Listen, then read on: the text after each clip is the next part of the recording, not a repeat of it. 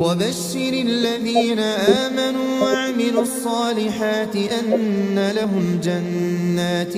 تجري من تحتها الأنهار كلما رزقوا منها من ثمرة رزقا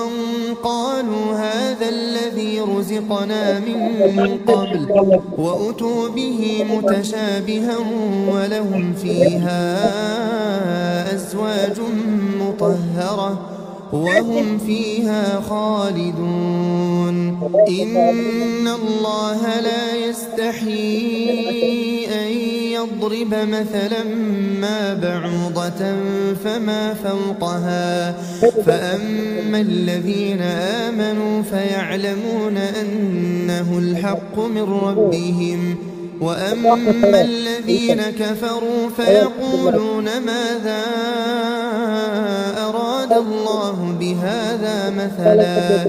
يضل به كثيرا ويهدي به كثيرا وما يضل به إلا الفاسقين.